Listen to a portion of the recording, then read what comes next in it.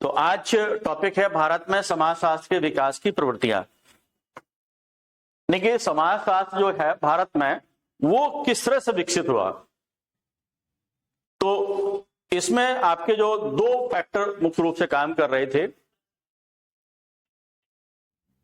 भारत में समाजशास्त्र के जो विकास था, इसमें दो प्रवृत्तियां मुख्य रूप से काम कर रही थी और फिर तीसरी भी उसमें मिल जाती है। तो पहला आपका जो है, भारत में आपका पाश्चात्य परंपरा से प्रभावित कुछ विद्वान थे। यानी कि हिंदुस्तान में आपका जो पाश्चात्य विद्वानों का बहुत बड़ा प्रभाव रहा, उसी से प्रभावित होकर के समाज का जो अध्ययन है कई विद्वानों ने किया। और कुछ ऐसे विद्वान भी बाद में हुए जिन्होंने आपका यानी कि भारतीय परंपरा से, यानी कि इसकी जो प्रवृत्तियां हैं,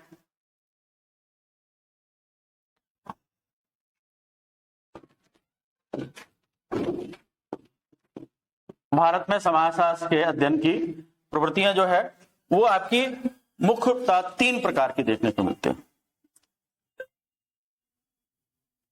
आपका तीन प्रकार की देखने को मिलती है। पहला आपका वो विचारधारा जो पाश्चात्य विचारधारा से प्रभावित है, पाश्चात्य विचारधारा से प्रभावित। और दूसरी वो है जो आपकी भारतीय परंपरा से प्रभावित है।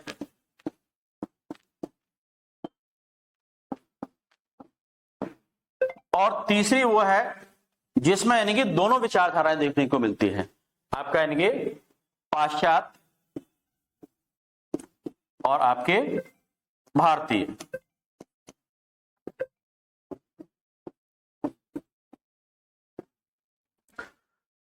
तो जो पाश्चात्य विचारधारा के वो लोग हैं जिन्होंने यानी कि आपका ब्रिटिश काल में कुछ ऐसे काम भी किए जो कहीं ना कहीं यानी कि आपका ब्रिटिश सरकार के द्वारा उनको जिम्मेदारियां सौंपी गई थी। और पाश्चात्य विद्वानों की जो पुस्तकों का अध्ययन किया, इसी प्रकार से वो यानी कि कहीं ना कहीं एक पाश्चात्य विचारधारा से प्रभावित भी रहे।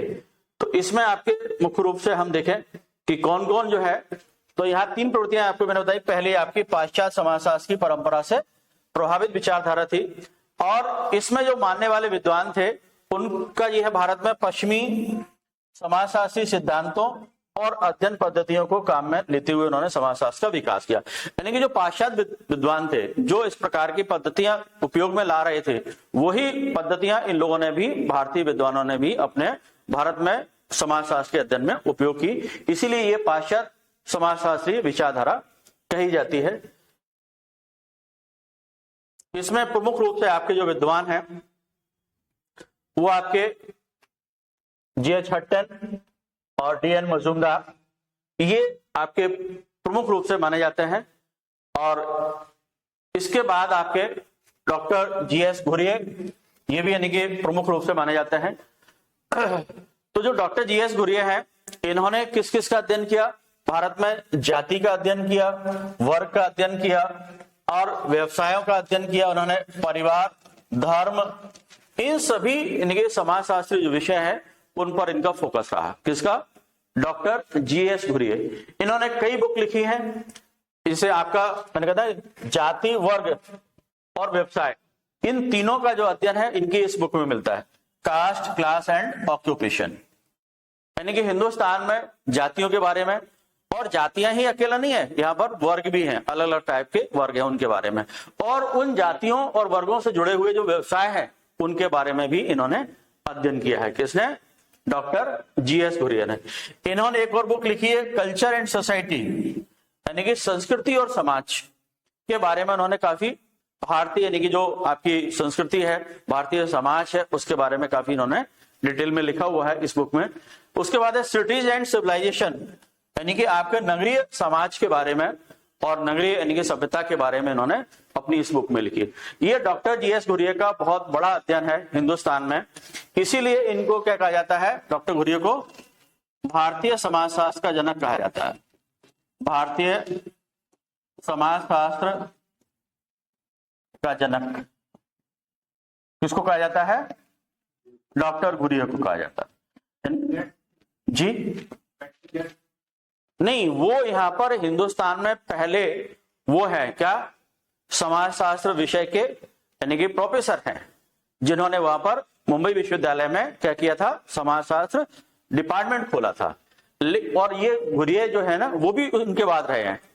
डॉक्टर घुरिये भी आपका मुंबई विश्वविद्यालय में रहे हैं, उनके बाद, किसके बाद? पैट्रिक गडिंग्स के बाद। तो ये पूरी तरीके से एक भारतीय समाजशास्त्र की जो शुरुआत हुई है वो इन्हीं के अध्ययन से स्टार्ट होती है। किसके? Doctor GS Ghurye. तो डॉक्टर जीएस घुरिये को भारतीय समाजशास्त्र का जनक कहा जाता, फादर ऑफ इंडियन सोशियोलॉजी। ये क्वेश्चन कई बार पूछा गया है कि भारतीय समाजशास्त्र के जनक कौन है, तो डॉक्टर आपका जीएस घुरिये है। ठीक है, चलिए।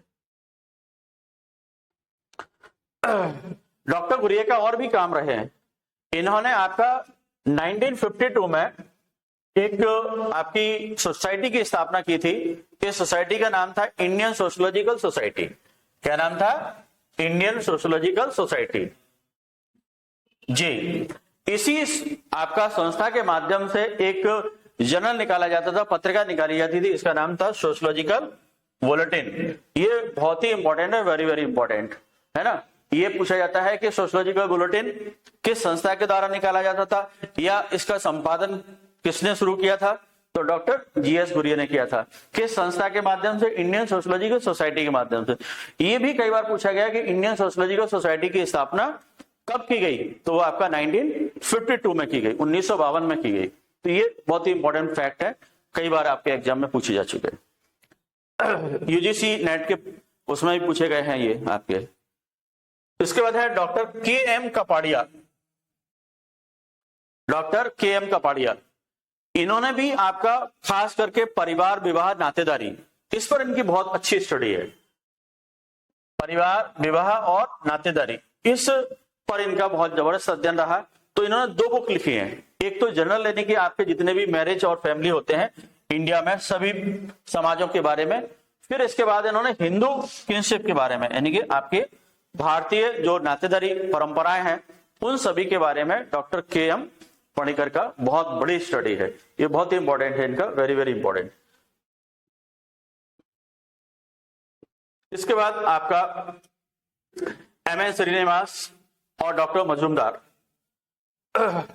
ये आपका एमएन श्रीनिवास की जो अवधारणा, इनका जो अध्ययन है वो बहुत जबरदस्त अध्ययन है। इनका खास करके आपका जाति व्यवस्था के ऊपर बहुत बड़ा अध्ययन है, इनका संस्कृतिकरण के ऊपर अध्ययन है, इनका ब्राह्मणीकरण के ऊपर अध्ययन है, इनका प्रभु जाति के ऊपर अध्ययन है और इनका पश्चिमीकरण के ऊपर अध्ययन है। ये इन्होंने आपका अध्ययन किया था। ये इनका जो अध्ययन है वो आपका कहाँ का है? ये कुर्ग जो जाति है वहां पर इन्होंने अध्ययन किया। कुर्ग जाति कहां पर है? आपके कर्नाटक के कुर्ग क्षेत्र में जो है, वहां पर कुर्ग जो एक्चुअली में ब्राह्मण वो क्षेत्र माहौल है, वहां पर उन्होंने इसका अध्ययन किया। एक इन्होंने जनजाति का भी अध्ययन किया, वो भी हम आपको आगे बताएंगे। ठीक है, इसके बाद आपका डॉक्टर डीएन मजूमदार, इन्होंने आपकी जनजातियों पर इनका सबसे ज्यादा अध्ययन है। सबसे ज्यादा इनका जनजाति के ऊपर अध्ययन है, उसके बाद इनका जाति के ऊपर भी अध्ययन है और उसका ग्रामीण समाज के ऊपर भी अध्ययन है। किसका? डीएन मजूमदार का।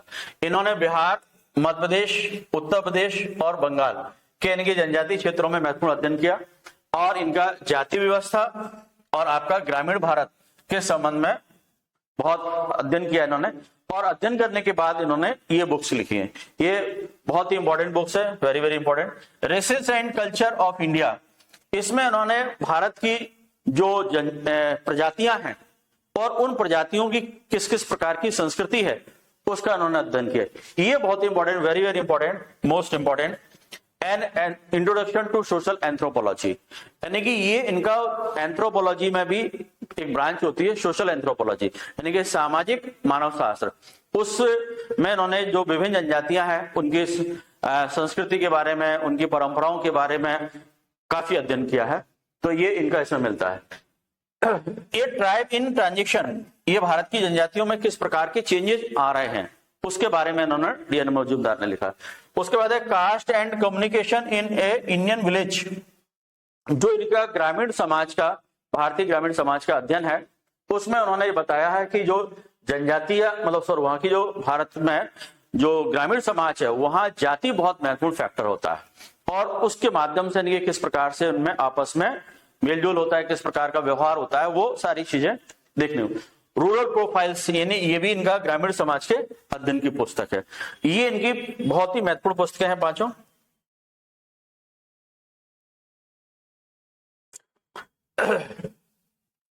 Doctor M N. Srinivas, doctor M N. Srinivas ने दक्षिण भारत के कुर्ग प्रदेश में, आपका ये कर्नाटक में क्षेत्र आता है कुर्ग प्रदेश में, यानी कि कुर्ग लोगों का अध्ययन किया, ठीक है। और इसके बाद इन्होंने बहुत ही महत्वपूर्ण अवधारणा दी, संस्कृतिकरण की अवधारणा। देखिए इसमें इनकी जो पुस्तक है religion and society among the Coorgs of the South India, इसमें उन्होंने वो कॉन्सेप्ट दिया है, क्या दिया है, संस्कृतिकरण का कॉन्सेप्ट दिया है। और इन्होंने ये भी बताया कि भारत के जो जाति के संदर्भ में होने वाले परिवर्तन है उसके लिए उन्होंने ये संस्कृतिकरण की अवधारणा दी है। अब ये पहले हम अवधारणा देख लें, फिर उसके बाद ये इनकी बुक बताते हैं आपको। चलिए पहले इसको देख लेते हैं, बुक इनकी देख लेते हैं। Marriage and family in Mysore, Mysore जो आपका कर्नाटक में है उसी के आसपास का जो क्षेत्र है वहां पर इनकी काफी स्टडी रही, तो उन्होंने मैरिज और फैमिली की स्टडी किया मैसूर में। इसके बाद है caste and modern India and other such, इसमें उन्होंने मतलब आधुनिक भारत में उस समय का जो तत्कालीन भारत है जिसमें वो अध्ययन कर रहे हैं उस समय की इनकी जाति व्यवस्था के बारे में उन्होंने अध्ययन किया।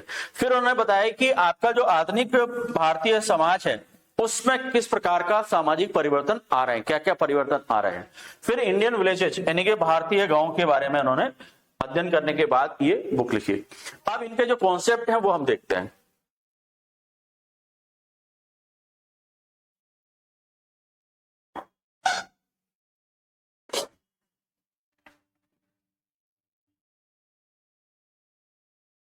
तो पहला इनका कॉन्सेप्ट है संस्कृतिकरण। क्या है, संस्कृतिकरण। ये उन्होंने जब कुर्ग जाति का अध्ययन किया वहां पर, कहां पर, आपके कुर्ग क्षेत्र में कर्नाटक के, तो उन्होंने ये बताया कि भारतीय संस्कृति में और भारतीय खास करके जाति परंपरा में बहुत बड़े परिवर्तन आ रहे हैं और वो अभी आधुनिक समाज में आ रहे हैं। तो उन्होंने ये कहा है कि बहुत सारी ऐसी निम्न जातियां हैं जो अपने आप को यानी कि ऐसा ढालने की कोशिश कर रहे हैं कि वो यानी कि उच्च जाति के जो रीति रिवाज परंपराएं हैं उनको अपनाना शुरू कर रहे हैं। एक तरह से ये कह सकते हैं कि जो निम्न जाति के लोग हैं वो यानी कि आपके ब्राह्मण और क्षत्रिय यानी कि जो उच्च जातियां और वैश्य, इनको यानी कि अनुसरण करते हुए उनकी रीति रिवाज परंपराएं और उनके जैसा व्यवहार करने की कोशिश करते हैं और ये कई पीढ़ी तक चलता रहता है और उसके बाद यानी कि वो पूरी तरीके से ऐसा यानी कि स्थापित कर लेते हैं और कई पीढ़ियों के बाद में फिर वो यानी कि अपने आप को उच्च जाति का होने का दावा करते हैं। क्योंकि वो उच्च जाति के लोगों का रीति रिवाज परंपरा व्यवहार ही तो अलग है, जब हम उसको अपना लिया है तो हम यानी कि उसी से संबंधित अपने आप को कनेक्ट कर लेते हैं। इस प्रकार का यानी कि आपका कई ऐसी जातियां हैं, खास करके ये जनजातियां और यानी कि आपके जो लोगों ने बहुत ज्यादा किया, जनजातीय लोगों ने अपने आप को जो मॉडल अपनाया वो ज्यादातर यानी कि क्षत्रिय मॉडल अपनाया। क्योंकि क्षत्रियों का यानी कि क्या काम रहा, युद्ध करना, लड़ाई करना ये रहा। तो इसी प्रकार की जनजातियों का भी देखा जाए तो वो भी यानी कि कहीं ना कहीं स्वतंत्रता संग्राम में लड़ती रही और उससे पहले भी हमारे जो युद्ध हुए उनमें भी, जैसे महाराणा प्रताप की हम बात ले लें तो महाराणा प्रताप के साथ में भील और भिलाला जाति के बहुत सारे लोग थे। तो वो यानी कि अपने आप को आज यानी कि वो महाराणा प्रताप का यानी कि वंशज मानते हैं।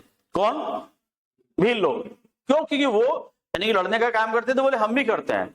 तो ऐसा यानी कि पीढ़ी दर पीढ़ी जब चलता रहता है और एक समय ऐसा आ जाता है कि वो उसी प्रकार का व्यवहार करने लगते हैं तो वो यानी कि क्या हो जाता है, यानी कि वो निम्न जाति है, उच्च जाति का होने का दावा करने लगती है। और ये कोई एक व्यक्ति नहीं कर सकता कि एक व्यक्ति इस प्रकार का व्यवहार करता रहा, वो कह के साहब मैं इस जाति के इक्वल हो गया हूं। नहीं, वो पूरा एक समुदाय होता है, एक पूरा समूह होता है, वो यानी कि उस समूह का सारे लोग मिलकर के ऐसा करते हैं और एक पीढ़ी में नहीं हो जाता, एक दो पीढ़ी के बाद जब यानी कि उसकी समाज में एक्सेप्टेंस हो जाती है, समाज में स्वीकार्यता होने लगती है, फिर वो उसका दावा करने लगते हैं।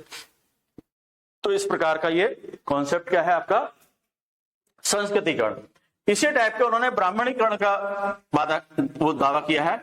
ब्राह्मणीकरण क्या है कि जो यानी कि शूद्र जातियां या निम्न जातियां जो हैं वो यानी कि क्या करने लगती हैं, ब्राह्मण जैसे यानी कि रीति रिवाज परंपरा अपनाने लगते हैं, यानी कि पवित्रता के साथ में रहने लगते हैं, पूजा पाठ करने लगते हैं, सभी प्रकार की यानी कि शुचिता वाली यानी कि शुद्धता वाले काम करने लगते हैं, और वो यानी कि पीढ़ी दर पीढ़ी चलता रहता है। तो फिर वो क्या हो जाते हैं, आपका ब्राह्मणीकरण का दावा करने लगते हैं।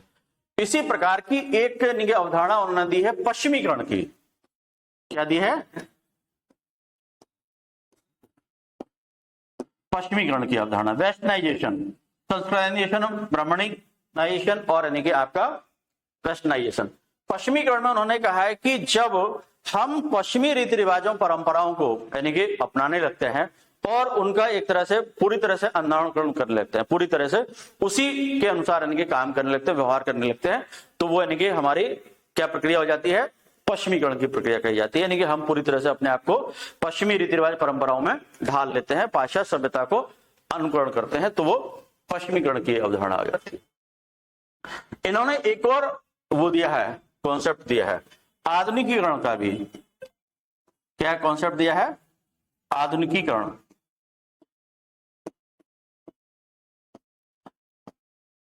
मतलब ये है कि जब व्यक्ति के व्यवहार में आधुनिकता आ जाती है, आधुनिकता आ जाती है मतलब आधुनिक तरीके की जो शिक्षा है, संस्कृति है और यानी कि जो प्रौद्योगिकी है, उनका यानी कि संचार के साधन है, यातायात के साधन, जो आधुनिक तरीके हैं, उन सभी आधुनिक चीजों को अपनाने लगता है और अपने व्यवहार में लाने लगता है, और वो अपने व्यवहार के माध्यम से क्या हो जाता है, पूरी तरह से पुरानी परंपराओं को छोड़ करके या पुराने रीति रिवाजों को छोड़ करके नई नई चीजों को अपनाने लगता है, तो वो क्या हो जाता है, उसका आधुनिकीकरण की प्रक्रिया कही जाती है।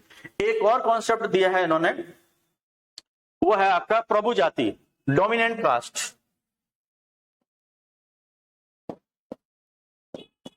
एमएन श्रीनिवास का एक और कॉन्सेप्ट है, वो है आपका डोमिनेंट कास्ट, प्रभु जाति।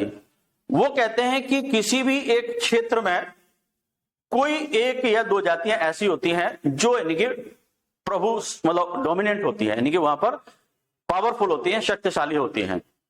तो उसके लिए उन्होंने ये बताया है कि ज्यादातर यानी कि देखा जाता है कि उस क्षेत्र में उस जाति के लोग ज्यादा रहते हैं, उनके पास में यानी कि आपका जो अचल संपत्ति है, यानी कि जैसे भूभाग है, वो उनके पास में काफी रहता है।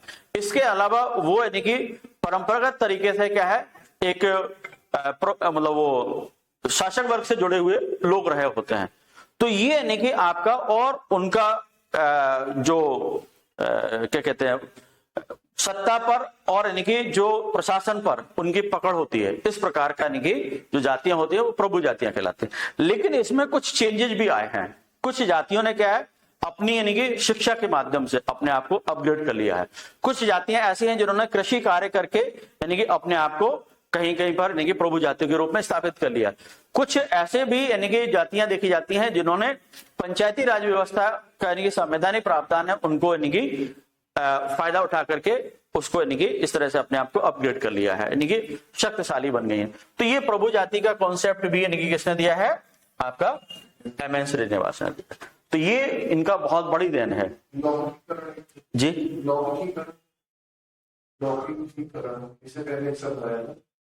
लौकिकीकरण कहां पर, इन्हीं के में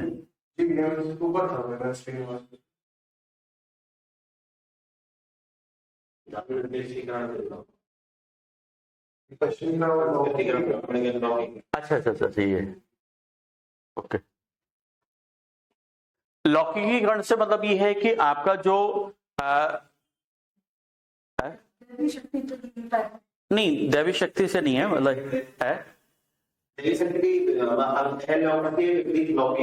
हाँ, मतलब ये है कि एक तरह से ये कह सकते हैं कि आपका जो यहाँ पर दैवी शक्ति के स्थान पर यानी कि मतलब इस लोक में, मतलब यहीं पर यानी कि चीजों को उन्होंने कहा है कि यदि व्यक्ति वो करने लगे क्या, अपनी समाज की और संस्कृति की बातों को मानने लगे, तो वो यानी कि लौकिकरण की अवधारणा में आता है, यानी कि लोकलाइजेशन एक तरह से कह सकते हैं वह है।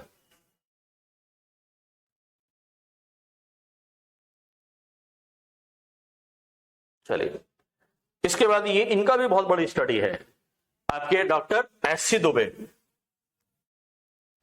ये आपका मध्य प्रदेश में आपका जो पहली बार समाजशास्त्र का जो डिपार्टमेंट बना था वो डॉक्टर हरि सिंह गौर विश्वविद्यालय में बना था, और वो समाजशास्त्र विषय मतलब जो डिपार्टमेंट था उसके एचओडी यही पहली बार बने थे। एमपी में नहीं, समाजशास्त्र विभाग की जो स्थापना करने में डॉक्टर एससी दुबे जो है ना, इनका बहुत बड़ा योगदान है। इनकी पत्नी लीला दुबे हैं, उन्होंने भी काफी अध्ययन किया है समाजशास्त्र में। इन्होंने कमार जनजाति का अध्ययन किया। कौन सी जनजाति का अध्ययन किया? कमार जनजाति का। ये आपकी आंध्र प्रदेश की कमार जनजाति का अध्ययन किया इन्होंने। कौन से? आंध्र प्रदेश की कमार जनजाति का अध्ययन, और छत्तीसगढ़ की भी है ना। ये आपका छत्तीसगढ़ से लेकर के और आपका जो आंध्र प्रदेश तेलंगाना वाला क्षेत्र है वहां पर ये कमार जनजाति काफी पाई जाती है। तो छत्तीसगढ़ की कमार जनजाति का इन्होंने अध्ययन किया। इन्होंने एन इंडियन विलेज, ठीक है, एक बुक लिखी है, Indian changing villages, the Kumar और ह्यूमन एंड कल्चर। ये इनकी मैन बुक है, ठीक है। और ये एक भारत सरकार का प्रोग्राम था, सामुदायिक विकास कार्यक्रम, उससे भी जुड़े रहे हैं। आपका जो एससी दुबे है, ये भारत सरकार का एक प्रोग्राम था, सामुदायिक विकास कार्यक्रम। तो उसमें इनकी समीक्षा करने के लिए जो हुआ था उसमें इनको स्थान दिया गया था। तो उसके माध्यम से उन्होंने ये बताया था कि इंडियन जो विलेजेस हैं उनमें क्या क्या चेंज आ रहे हैं, उस तरीके की उन्होंने बात की थी। कमार जनजाति में कमार का अध्ययन किया, और ये इनके आपका कल्चर के बारे में इनकी स्टडी है इसमें।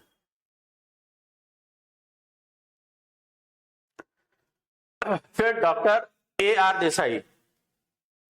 डॉक्टर ए आर देसाई ने भारतीय ग्रामीण समुदाय का अध्ययन किया, और इन्होंने आपकी जो दो बहुत महत्वपूर्ण है, रूरल सोसाइटी इन इंडिया। कौन से? Rural society in India. दूसरा रूरल इंडिया इन ट्रांजिशन, यानी कि एक तो ये बताया कि भारतीय जो ग्रामीण समाज है वो किस प्रकार का है, फिर उन्होंने बताया कि ये किस फेज में है, ट्रांजिशनल फेज में, मतलब परिवर्तन की अवस्था में है, इसमें बहुत सारे चेंजेस भी आते जा रहे हैं। इसके बाद आपका डॉक्टर राधा कमल मुखर्जी। डॉक्टर राधा कमल मुखर्जी ये कहां पर अध्ययन किया इन्होंने, कहां पर स्टडी करवाई? बताए। डॉक्टर राधा कमल मुखर्जी ने कहां पर स्टडी करी थी? है? कौन? हाँ। हाँ।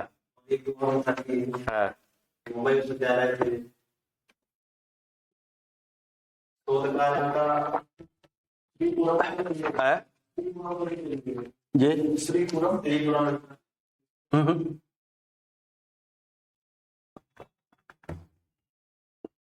ये राधा कमल मुखर्जी और ये आपका जो डीपी मुखर्जी, दो काफी यानी कि महत्वपूर्ण है।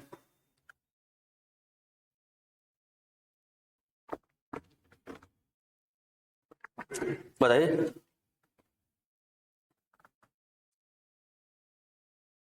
मुंबई स्कूल से संबंधित है। लखनऊ किस विश्वविद्यालय में? Very good. ये वहां पर यानी कि काफी लंबे समय तक रहे हैं, ये उसके एचओडी रहे वहां पर, सोशल डिपार्टमेंट के। वैसे तो यानी कि बंगाल के हैं। मुखर्जी सरनेम आपको वहां मिलेगा, चटर्जी, मुखर्जी, बनर्जी।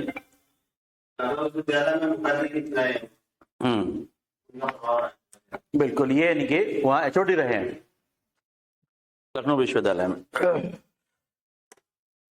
इसके बाद इन्होंने क्या दिया था? अर्थशास्त्र का संस्थापक सिद्धांत दिया इन्होंने। अच्छा, एक चीज और बताऊं कि सोशियोलॉजी जो सब्जेक्ट है, स्टार्टिंग जैसे हुई तो यानी कि अन्य विषयों की तुलना में विश्वविद्यालय स्तर पर यानी कि बहुत बाद में स्टडी स्टार्ट हुई है।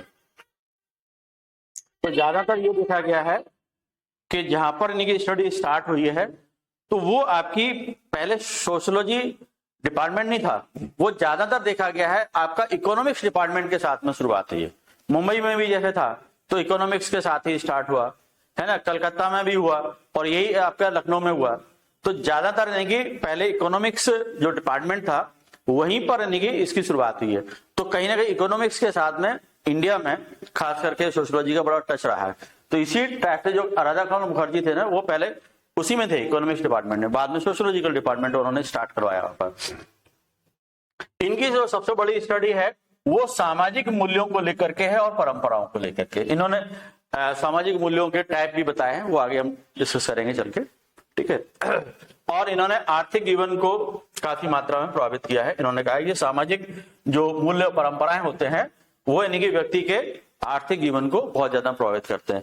जैसे मैंने आपको उनका भी स्टडी बताया था, किसका बताया था, जिन्होंने 6 धर्मों का अध्ययन किया, मैक्स वेबर का। मैंने बताया था ना कि दुनिया के यानी 6 धर्मों का अध्ययन किया, चीन का, भारत के और यानी कि यूरोप के देशों के यानी कि धर्मों का अध्ययन किया।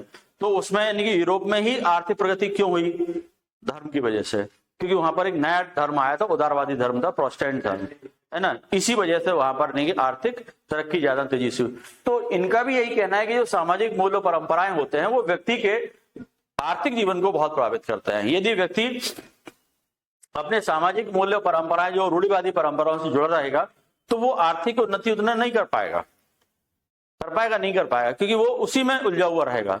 जैसे हमारे परंपरागत समाज में 4 वर्ण हैं, ब्राह्मण, क्षत्रिय, वैश्य और शूद्र, है ना। तो ब्राह्मण का कार्य क्या है, अध्ययन अध्यापन करवाना। अब यदि उसको अवसर नहीं मिल रहा है या उसका इंटरेस्ट नहीं है, यदि वो दूसरा काम करना चाहेगा तो समाज के लोग नहीं करने देंगे, क्योंकि हमारे यहाँ सामाजिक परंपराएं ये है कि पंडित जी तो क्या करें, वेद पाठ करें या मंदिरों में पूजा करें या टीचिंग का काम करें या कोई ऐसा सम्मानजनक कार्य करें जिससे लोग उनका सम्मान करें।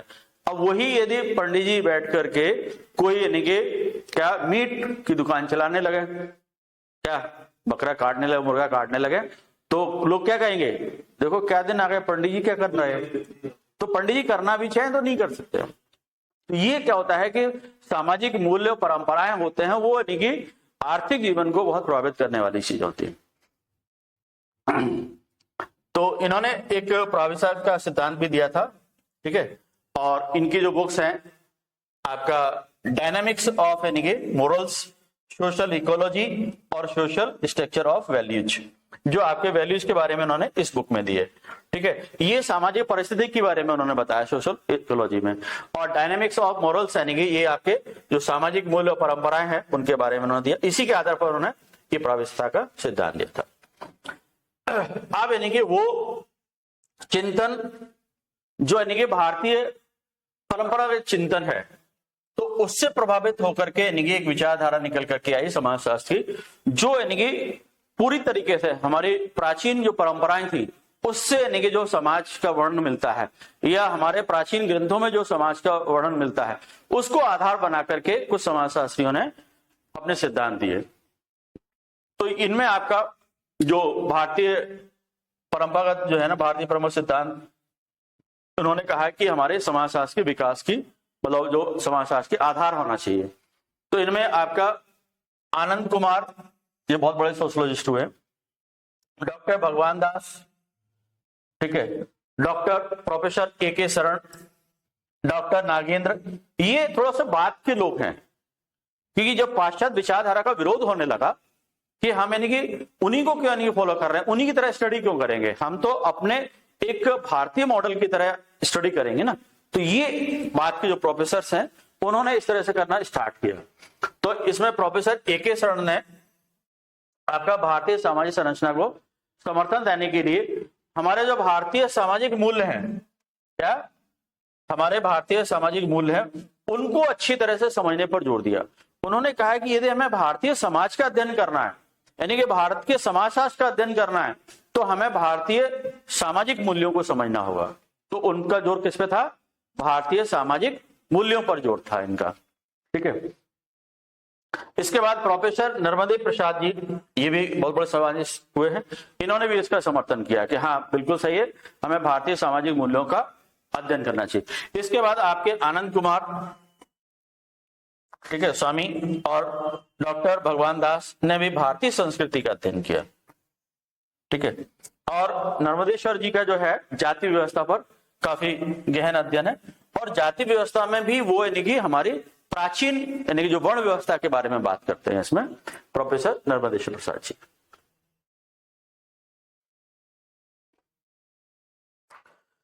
फिर मैंने कहा तीसरी विचारधारा जो थी कि दोनों के समन्वित विचारधारा, यानी कि आपका जिसमें आपका वेस्टर्न और यानी कि आपका इंडियन दोनों ही परंपराओं का, दोनों ही विचारधाराओं को समन्वित तरीके से समझने की कोशिश की, जिसमें आपके खास करके डीपी मुखर्जी थे।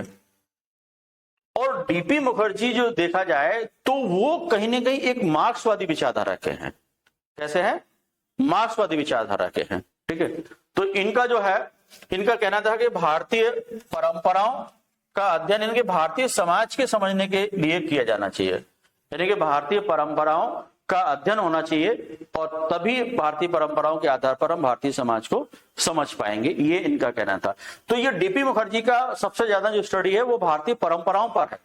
ये पूछा जाता है कि भारतीय परंपराओं को सबसे अधिक गहन या विस्तृत अध्ययन किसने किया है, तो आपका डॉक्टर डीपी मुखर्जी ने किया। ध्रुवजी प्रसाद मुखर्जी, क्या नाम है इनका पूरा? ध्रुवजी प्रसाद मुखर्जी।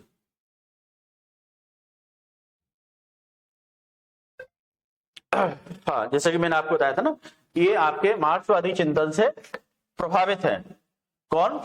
आपके डीपी मुखर्जी। इन्होंने कहा है कि समाज शास्त्र वो है, वो क्या है, किसका अध्ययन है? परंपराओं का अध्ययन है।